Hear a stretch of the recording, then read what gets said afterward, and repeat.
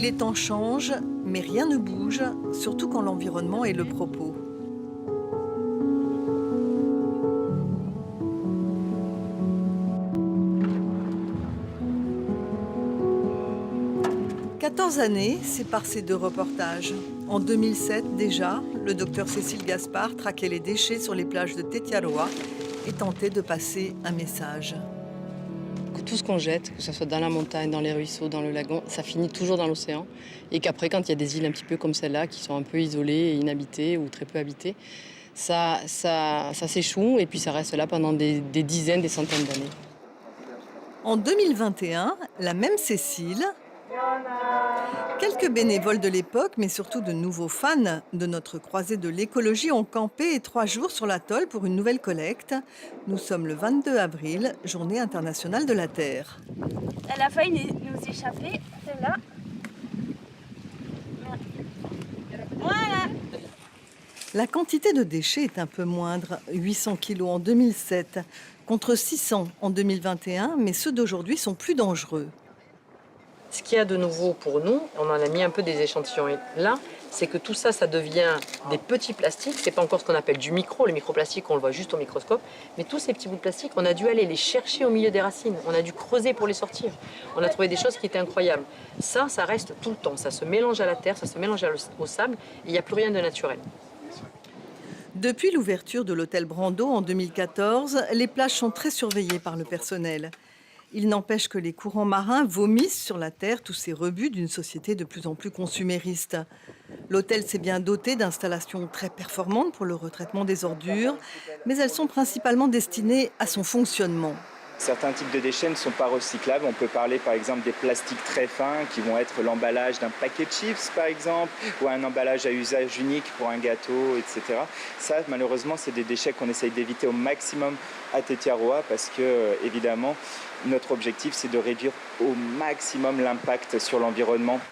Avec de la chance, les jeunes seront, espérons-le, un peu moins laxistes. C'est plus les déchets désintégrés qui en avaient beaucoup. Et ça t'a marqué ? Ah oui, oui, beaucoup, parce que c'était tout petit et c'était pas beaucoup de bouteilles, par exemple, tu vois.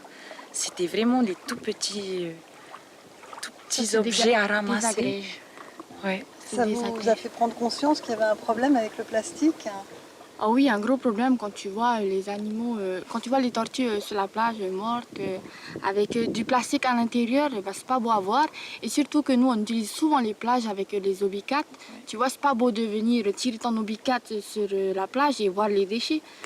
C'est pas... je sais pas comment les gens font pour polluer autant. Jeter comme ça, ben...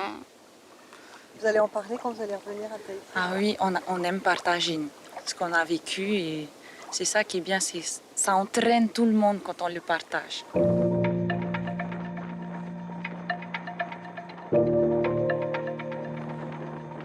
Autre mission de l'association Temana o Temoana, qui signifie le pouvoir de l'océan, la surveillance des tortues.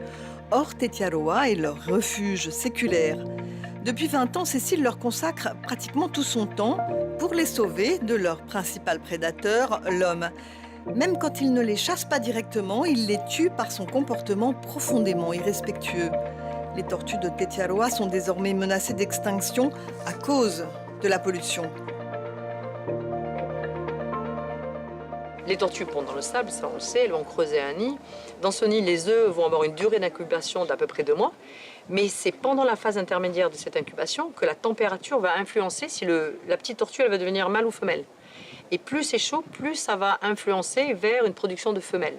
Et si ce sable est composé de petites billes de plastique, ce qui est en train de devenir le cas partout sur la planète, notamment dans des zones très peuplées, eh bien le sable va se chauffer plus vite et au final on va produire que des femelles. Donc une espèce qui est déjà très menacée globalement, mondialement, qui en plus se retrouve avec un déséquilibre, avec pas assez de mâles pour féconder les femelles, bien sûr on va au clash, quoi. Et voilà constater l'immense fragilité d'un système si complexe et si délicat dont les tortues sont les premières victimes.